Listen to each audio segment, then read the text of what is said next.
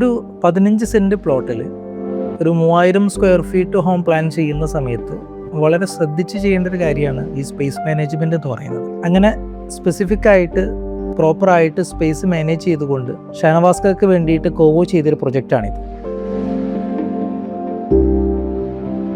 നമ്മൾ വീട്ടിലേക്ക് എൻ്റർ ചെയ്യുന്ന സമയത്ത് common area, living space and dining, kitchen ഇതെല്ലാം വളരെ ഓപ്പൺ കോൺസെപ്റ്റിലാണ് ചെയ്തിട്ടുള്ളത്.